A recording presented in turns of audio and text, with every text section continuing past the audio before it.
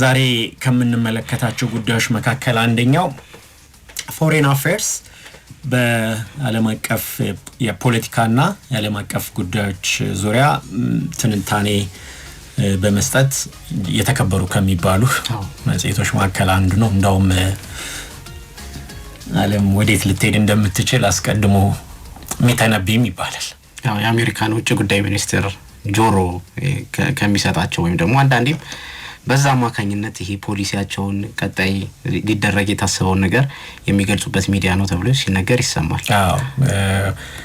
ጸሐፊዎቹም ወይም እዛ ላይ አንዳንዱ ደግሞ የሚቀርበውን ጽሁፍ በኮሚቴም ጭምር ታይቶ የሚያልፍ ስለሆነ ብዙ ነገሮችን ያልፋልና ያሉ ዲፕሎማቶች አስቀድመው በተለያየ የፖለቲካና ሌሎችም ስልጣኖች ላይ የነበሩ ሰዎች ስለሆኑ የሚናገሩት ነገር ብዙ ጆሮ የሚሰጠው መሪዎችም ላይ ያው ተጽዕኖ ሊያሳድር ይችላል ይባላልና ለዚህ መጽሔት ጸሐፊ ነው ፖል ሻሪ አንድ ጉዳይ አንስቶ ለዛሬ መርጠናል። አዳዲስ የቴክኖሎጂ ውጤቶች ሲመጡ እንደው በቅድሚያ እድሉን የሚያገኙት ለጦርነት ጉዳይ ወይም ደግሞ ወታደራዊ ተቋማት የበለጠ ያንን ቴክኖሎጂ የማግኘት እድል አላቸው ይባላል። ማለት ብዙሃኑ እጅ ላይ ከመድረሱ በፊትና ለገበያ ከመቅረቡ በፊት የተራቀቁ የሚባሉ ቴክኖሎጂዎች በቅድሚያ በወታደራዊ ተቋማት እጅ ይገባል። የበለጠም ደግሞ ሀያላን በሚባሉት ሀገራት ላይ እና በዚህ ደግሞ ያው በቀዳሚነት ስሟ የምትጠቀሰው አሜሪካ ነች፣ ዩናይትድ ስቴትስ እና በእነዚህ ቴክኖሎጂዎች ምክንያት እንግዲህ በተለይ ከዚህ ከሁለተኛው ዓለም ጦርነት በኋላ የበላይነትን የያዘችው በአብዛኛው እነዚህን ቴክኖሎጂዎችም አስቀድማ መጠቀም በመቻሏ ነው። ሌሎች ያንን እስከሚያገኙ ድረስ የተወሰነ ጊዜ ስለሚወስድ አስቀድማ በያዘችው ነገር የሆነ ብዙውን አንተ ሮጠህ ከጨረስክ በኋላ ከዛ በኋላ ሩጫውን የሚጀምር ሰው የተለየ ጥቅም ስለምታገኝ ማለት ነው። ይሄ እንዳለ ሆኖ አሁን ግን አዳዲሶቹ ቴክኖሎጂዎች በተመሳሳይ ሁኔታ አሜሪካ በብቻዋ የምታገኝበት ወይም እንደቀደመው አስቀድማ አግኝታም ከዛ ደግሞ ለብቻዋም ረጅም ጊዜ ይዛ የምትቆይበት አይደለምና በእኩል የመወዳደር አይነት ነገር እየተፈጠረ ነውና በዚህ ምክንያት ምናልባት በቀላሉ ጦርነቶችን የማሸነፍ የበላይነቷ ጥያቄ ውስጥ እየገባ ይሆን ወይ ብሎ ያነሳቸው ነጥቦች አሉ። ለምን እንደዚህ ያለ የሚለውንም ግን እናየዋለን። ምሳሌዎችን ጠቅሷል። የገልፍ ጦርነት የነበረውን ትልቁ ጆርጅ ቡሽ የነበረው ጊዜ ከዛም በኋላ በልጃቸው የኢራቁ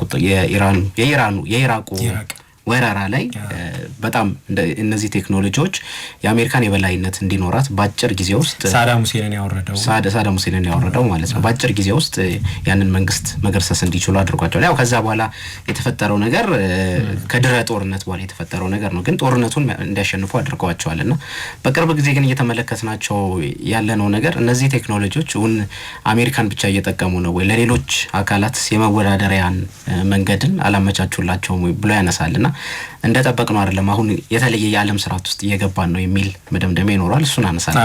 ምንድነው የተለየ የሚለውን ነገር እሱ የተመለከታቸው ነጥቦች አሉ፣ እሱን እናነሳለን ብለናል። ከዛ ሌላ ያው ለረጅም ጊዜ የዚህ ከኢንዱስትሪ አብዮት መስፋፋት በኋላ በዓለማችን ላይ ከግብርና በኋላ የኢንዱስትሪ ነገር እየተስፋፋ በመጣ ቁጥር ሰዎች ስራ ሰርተው ተቀጥረው ደሞዝ ተከፍሏቸው የሚኖሩበት ከዛም ከአንዱ ስራ የተሻለ ስራ ለማግኘት ሰዎች ራሳቸውን ለዛ ለማብቃት በተለያየ መንገድ ጥረት ሲያደርጉ ቆይተዋል። ባገኙትም ውጤት መሰረት ደግሞ ያንን ሽልማቱንም እያገኙ ኖረዋል። ስለዚህ አንድ ጥሩ ስራ ለማግኘት የሚጠበቁ ነገሮች አሉ። የሚቀጠረው ሰው እንዲኖረው የሚገባው የሚታወቅ ክህሎት አለ፣ የትምህርት ደረጃ አለ፣ የስራ ልምድ አለ፣ ሌሎች ደግሞ ተጨማሪ የሚባሉ ክህሎቶች ደግሞ ቢኖሩት ያንን ቦታ ለማሸነፍ የበለጠ እድል ይሰጣል። እንግዲህ ይሄንን በቅድሚያ በዓለም አቀፍ ደረጃ ትልልቅ የሚባሉ ተቋማት እነዚህ ኮርፖሬት የሚሏቸው እዛ ያንን እስከ መምራት ደረጃ ድረስ የሚደርስ እጅግ ከፍተኛ የሚባሉ የስራ ቦታዎች አሉ። ያንዳንዶቹ ትልልቅ ተቋማት ያንን የሚመሩ ግለሰቦች ያው ተቀጥረው ነው የሚባለው፣ ግን የሚከፈላቸው ክፍያ ስንት ቦታ ሄደ የራስን ድርጅት ልታቋቁም የምትችልበት አይነት አቅም ይፈጥራል። ይሄን ያህል ደረጃ ድረስ ልትሄድበት ትችላለህ። ለዚህ ግን ማሟላት ያለባቸው የተለያዩ የሚጠበቁ መስፈርቶች አሏቸው። በትምህርት ደረጃ ምን ያህል ደረጃ ሄዷል፣ ገፍቷል፣ በምን ዲግሪ ያለው፣ ስንት ዲግሪ ያለው፣ ስንት አመት ሰርቷል፣ ከዚህ በፊት የነበረው የሥራ ልምድ ምን ይመስላል የመሳሰሉት ይጠየቃል። አሁን ግን ለአመራርነት የሚበቁ በተለይ ከፍ ላሉ እንደዚህ ላሉ ተቋማት የትምህርት መረጃ አይደለም፣ የሥራ ልምድ አይደለም፣ ሌላ አዲስ ያልተለመደ አይነት ነገር ይጠየቃል። ጡንቻ፣ አካላዊ ብቃት አንዱ መመዘኛ እየሆነ ነው እና ቀጠን ካልኩኝ እድል የለኝም መስራት ይቻላል የሚል ጥያቄ ይነሳል። ግን ያው እሱ ትንሽ የሚያምታታ ነገር ነው። ቀጠን ማለት እና አካላዊ ብቃት የተለያዩ ጉዳዮች ናቸው። ቅድም ምናልባት ጡንቻ ስላልኩኝ ሊያሳስት የሚችል ነገር ሊሆን ይችላልና አንዳንድ ከፍ ያሉ ትልልቅ ተቋማት አሁን በቅርብ ጊዜ አካላዊ ብቃትም አብሮ እንደ ስራ መቅጠሪያ እንደ አንድ መስፈርት መጠየቅ ተጀምሯልና ፎርብስ ይሄንን ተመልክቶታልና ለምንድን ነው በዚህ ዘመን በተለይ ትልልቅ የሚባሉ ኩባንያዎች ሌሎች ስራውን ለማግኘት የሚበቃ የትምህርትም የልምድም ሌሎች ብቃትም ቢኖራቸው በተጨማሪነት ግን የአካል ብቃት እንዲኖረው እየተጠየቀ ነው እና አዲሱ ዘመን ዝም ብሎ ተቀምጦ ብቻ መንቀሳቀስ አይቻልም ነው እንግዲህ ወደፊት እየመጣ ያለው። ዱብ ድሮ ለጤና ይባል ነበር። ስፖርት እንዴት ነበር? እነዚህ የኦሎምፒክ 5 ቀለበቶች ላይ ድሮ ስንማር እንዴት ነበር ስፖርት ለጤንነት፣ ለወዳጅነት የተስፋ ገብር ስፖርት ለጤንነት፣ ለወዳጅነት፣ ለወንድማማችነት፣ ለምርትና እንዲህ ብቻ የሚባል ነገር ነበር። አሁን አንድ ቀለበት ይጨመራል እንደማለት ነው። ስፖርት ለስራ እየመጣ ነውና ለምንድን ነው የተባለው የሚለውን ይሄንን የፎርብስን ሐሳብ እንመለከተዋለን። አድማጮቻችን በያላችሁበት ጥሩ ጊዜ እንመኛለን። የእናንተን ሐሳቦች እንቀበላለን። ወደ ቀጣይ ጉዳያችን ደግሞ እናልፋለን። አዳዲስ ቴክኖሎጂና እንግዲህ በዓለም ላይ በሀገራት መካከል በሚደረጉ ጦርነቶች እነዚህን ቴክኖሎጂዎች አስቀድሞ መጠቀም በመቻላቸው ምክንያት ሀገራት በጦርነቶች ላይ የበላይነትን እንዲያገኙ ያስችላል። በተለይም ያው በዚህ ረገድ ከሁለተኛው የዓለም ጦርነት በኋላ የበላይነትን በመያዝ የምትታወቀው ዩናይትድ ስቴትስ ነች። ነገር ግን አሁን ምናልባት ይህን ፉክክር ወይም ከዚህ በፊት የነበራትን አይነት የጦርነት የበላይነት በተወሰነ ደረጃ ሊገዳደሯት የሚችሉ ኃይሎች እንዲፈጠሩ ሊያደርግ ይችል ይሆን በማለት ለፎሬን አፌርስ ጸሐፊው ፖል ሻሬ አዳዲስ ሀሳቦችን ከዚህ ጋር ለማንሳት እየሞከረ ነው። ፖል ሻሬ የአሜሪካን ሴኩሪቲ የተባለ ተቋም ውስጥ የሚሰሩ ግለሰብ ናቸው።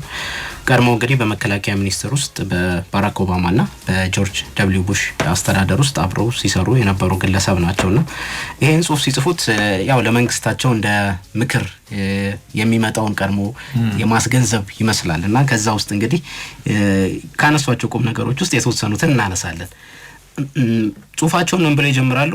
ቀደም ባሉት ጦርነቶች አሜሪካን ዩናይትድ ስቴትስ አዳዲስ እና ፈጣን አሰራሮች በነበሩበት ጊዜ በተለይ ደግሞ ከሁለተኛው የዓለም ጦርነት በኋላ በእነዚህ በጦርነቶቹ ትልቅ የበላይነትን አምጥታለች ይላሉና ለመጀመሪያ ጊዜ የሚያነሱት በዚህ በሁለተኛው የዓለም ጦርነት ጊዜ እንግሊዞች የተሻለ የአየር ኃይል የበላይነት ነበራቸው። ግን አንድ ማነቆ የነበረባቸው ነገር በጣም የተቆላለፈ የቢሮክራሲ ነበራቸውና በተገቢው መልኩ የጦር ሜዳ ላይ ድሎችን እንዳያመጡ አድርጓቸው ነበር። አሜሪካን ግን በዛ ጊዜ በጣም ወደ ኢንዱስትሪው የገባች የፈጠራ አቅሟ በጣም ከፍተኛ የነበረ ሀገር ስለነበረች ከዛ በኋላ የበላይነቱን እያካበተች መጣች ብሎ ይናገራሉ።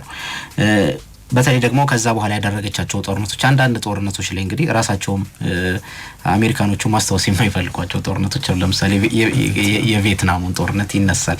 ከዛ በኋላ ግን የነበሩት እሳቸው እንደ ምሳሌ የሚጠቅሷቸው የገልፉን ከዛ በኋላ የኢራቅ ወረራውን ያነሳሉና በአጭር ጊዜ ውስጥ ጦርነቶቹን ድል እንድናደርግ ያደረገን ነገር በዋነኝነት የነበረን የቴክኖሎጂ የበላይነት ነው ይላሉ።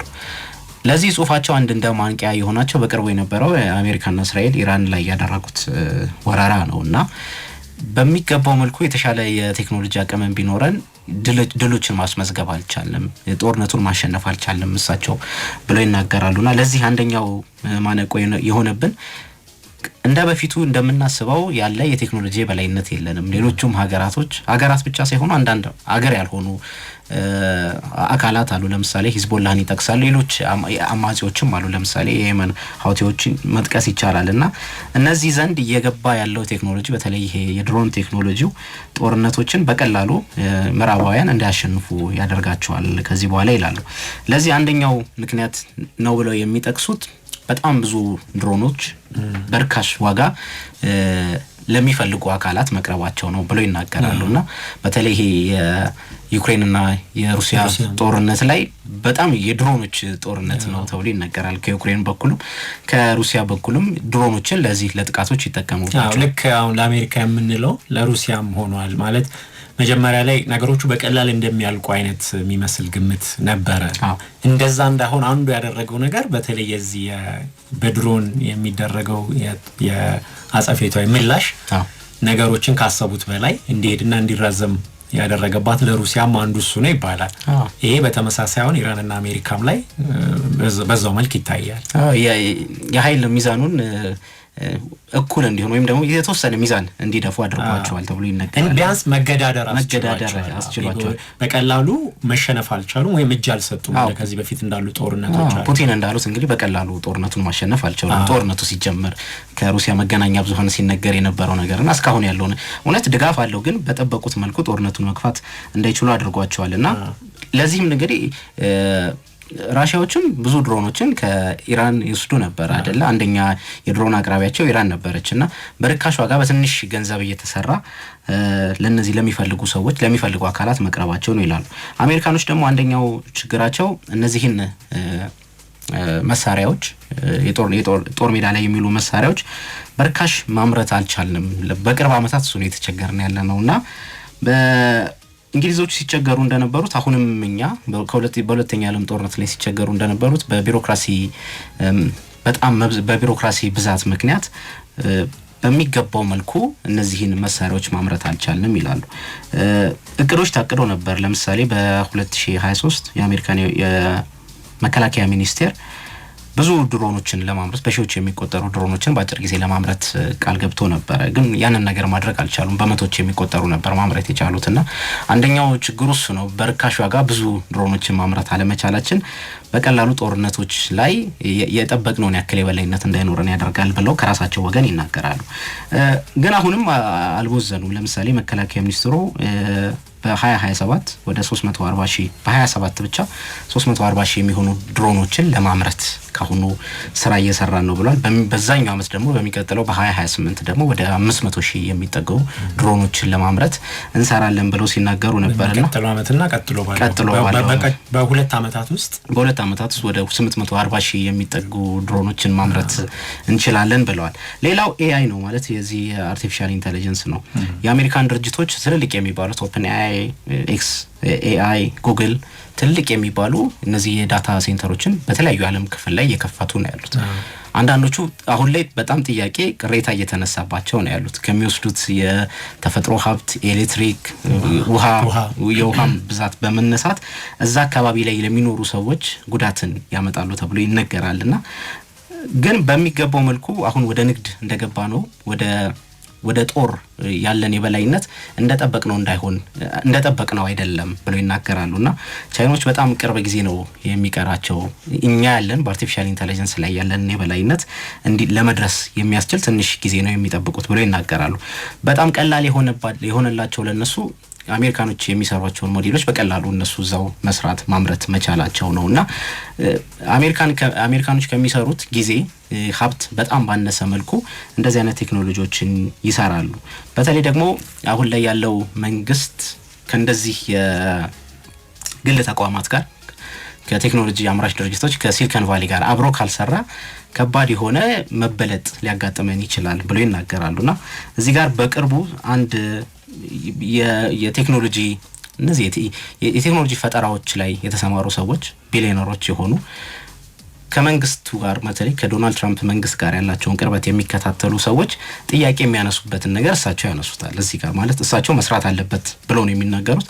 እነዛ ሰዎች ደግሞ እነዚህ የቴክ ብሮስ ይሏቸዋል፣ በቴክኖሎጂ ብዙ ሀብት ያካበቱ ባለሀብቶችና መንግስት ውስጥ ገብተው አንዳንድ በጣም ያልተገቡ ሚስጥሮችን ያወጣሉ፣ መረጃዎችን የማግኘት እድል ያገኛሉ። ሌሎችም እንግዲህ ደሆችን ወይም ደግሞ መካከለኛና ከዛ በታች የኢኮኖሚ ደረጃ ላይ ያሉ ሰዎችንም የሚጎዱ ስራዎችን ይሰራሉ ብሎ ይናገራሉ። ለምሳሌ ይሄ ዶጅ የሚባለውን ኤለን መስክ ባለፈው ዓመት ሲመራው የነበረው ተቋም ይንጠቀሳልና ብዙ ሰራተኞችን ከመንግስት መስሪያ ቤቶች ማፈናቀል ችሏል።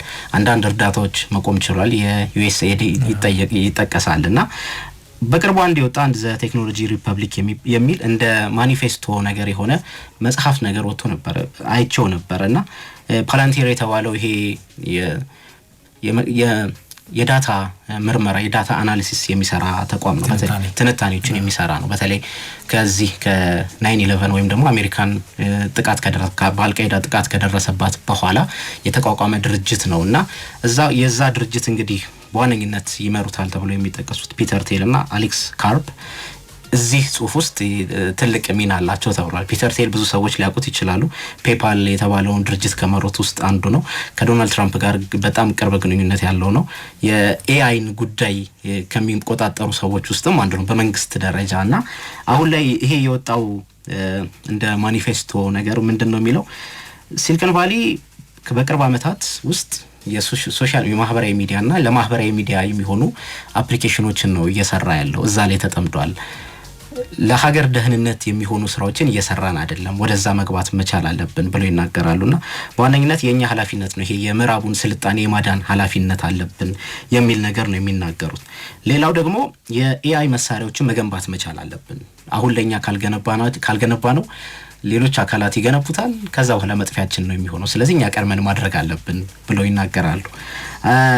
ካረን ሃው የተባለች አንድ ጸሐፊ አለች፣ ስለ ኤአይ የጻፈች በቅርቡ ኤምፓየር ኦፍ ኤአይ የተባለ መጽሐፍ አላትና እዛ ላይ ምን ትላለች? ይሄ አንደኛው ችግር ይሄ ነው ማለት መጥፎ የጦር መሳሪያዎችንም ሰዎች እንዲያመርቱ የሚያደርጋቸው ችግሩ ይሄ ነው አንደኛው ደረጃ።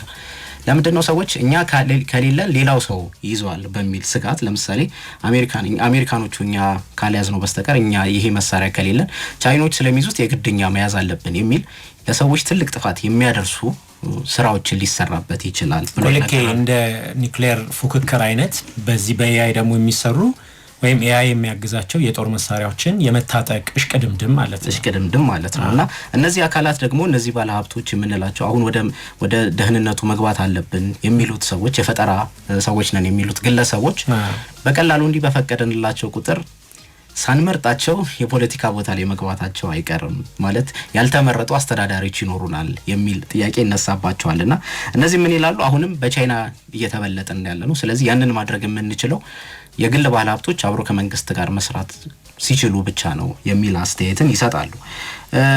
ስለዚህ እነሱ ማድረግ የሚፈልጉት እሳቸውም እዚህ ጽሁፍ ላይ የሚጠቅሱት የአሜሪካን መንግስት ከነዚህ ብሩህ አይምሮ ካላቸው ከሚባሉ አካላት ጋራ የፈጠራ አቅም ካላቸው ሰዎች ጋራ አብሮ መስራት አለበት። ያለበለዛ በቻይና ይሄ የአርቲፊሻል ኢንተለጀንሱ ውድድር ላይ ያለን ፉክክር እየተበለጥን እንሄዳለን የሚል ስጋታቸውን ያነሳሉ። ሌሎች ጥያቄዎች ይነሳሉ። ለምሳሌ እነዚህ አካላት ምን ያክል ሚና ነው የሚኖራቸው? እስከመች ደረጃ መቀጠል ይችላሉ? አሜሪካኖች ድሮኖችን በምን ያክል መጠን ቢያመርቱ ነው ከሌሎች ተፎካካሪዎቻቸው ጋር መቀጠል የሚችሉት የሚል ነገር ይነሳል። በተለይ ደግሞ ከቻይና ጋር ያላቸውን አንድ የበላይነት ቻይና አንድ ከአሜሪካን ያላት የበላይነት የህዝብ ቁጥር ነውና የህዝብ ቁጥሩን ማሸነፍ ያለብን ባለን የቴክኖሎጂ የበላይነት ነው ብሎ ይናገራሉ። አሁን ላይ የዚህ የቴክኖሎጂ የበላይነት አለመኖር ግን በቀጣይ የሚኖሩ በቀጥታ እንኳን ጦርነቶች ባይኖሩ የበላይነታቸውን እየሸረሸረባቸው ይመጣል ብለው ይናገራሉና በዋነኝነት ድሮንና ኤአይን አሜሪካን እንደበፊቱ የጦር ሜዳ የበላይነት እንዳይኖራት የሚያደርጉ ክስተቶች ናቸው የሚለውን ያነሳሉ። በተለይ የዚህ የድሮኑን ጉዳይ እንደውም ምን ሚል ነው እየተነሳ ያለው ሌላኛው ሐሳብ አንተ ካነሳው ጋር ወይም ጻፊው ከጠቀሱት ፖል ሻሪ ከጠቀሱትም ጋር አብሮ የሚሄደው በፊት ብዛት ሳይሆን ጥራት የበለጠውን ቦታ አለው። ብዛት ይፈልጋል በመሳሪያ ግን አንተ የሆነ ያህል ብዛትም ያለው መሳሪያ ሊኖር ይችላል። ለምሳሌ ብዛት ያለው ታንክ ሊኖረው ይችላል አንድ ሀገር። ግን ደግሞ አንድ በጣም ከራዳር እይታ ውጪ የሆነ አንድ እንደ F-16 አይነት የጦር ጄት መጥቶ ብዛት ያላቸውን ታንኮች ምናምን በቀላሉ ሊያወድማቸው ይችላል። ስለዚህ የዛን ጊዜ ከብዛቱ ይልቅ ጥራት የበለጠ አሸናፊ እንድትሆን እድል ይሰጣል ነው። አሁን ግን ይሄ ደግሞ እንዲገለበጥ ያደረገው ይመስላል። ጥራት አለ በአንድ በኩል፣ ግን ደግሞ በብዛት እነዛን መገዳደር ይቻላል ነው። አሁን አንድ ለምሳሌ የአሜሪካ ከዚህ በፊት የነበራት አሁን የጦር ጀቶቿ ቀደም እንዳልነው ከራዳር እይታ ውጪ ሄደው ጥቃት መፈጸም የሚችሉ እንደ F-16 አይነት ዘመናዊ የጦር ጀቶች አሉ። አንዱን ለማምረት የሚወስደው በጣም ጊዜ ይፈጃል። በዋጋም ረገድ በጣም ውድ ናቸው። ከአሜሪካ ይሄንን ለመታጠቅ ሀገሮች እጅግ በጣም ከፍ ያለ ክፍያ ከፍለው ነው የሚገዙት እና በጣም ውድ ናቸው። ግን አንድ የጦር ሰርጓጅ መርከብ ላይ ወይም አንድ የሆነ ወታደራዊ ቤዝ ላይ ጥቃት ለመፈጸም ቢነሱ ለምሳሌ አሁን ልክ በኢራን እንደታየው አይነት ወደ እነዚህ ማዕከል ወይም የጦር ሰፈር ወይም የሆነው ቦታ ላይ ጥቃት በሚፈጸም ጊዜ ያንን ለማክሸፍ የሚተኮሱ ሚሳይሎች በጣም ውድ ዋጋ ከመኖራቸው የተነሳ በአንዴ ብዙ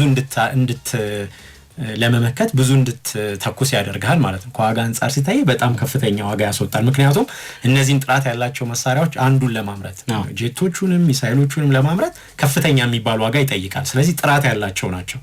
ለነሱ ግን በአንዴ ብዛት አድርገህ ደግሞ ርካሽ ስለሆኑ በአንጻራዊነት ድሮኖቹ በአንዴ ብዙ ትተኩሳለህ፣ በአንዴ የተለያየ ቦታ ትተኩሳለህና እሱን ለማምከን የምትተኩሰው ነገር በጣም የሚመጣጠን አይደለም እና አንዱ አሁን ይሄ በዚህ ጦርነት ላይ እሱ ነው መሰለኝ የሆነው የኢራኑ ጦርነት ላይ ማለት የታየው እሱ ነው። ሌላው ግን ያው ይሄ በኤአይ የሚመራ ወይም ኤአይን ግብዓት ያደረገ በኤአይ የሚታገዝ ከሆነ የጦርነት እንቅስቃሴው እሱ ሌሎችም እጅ ላይ ያለ ስለሆነ ማለት ነው። በሆነ ደረጃ አሜሪካ በላይ ልትሆን ትችላለች አስቀድማ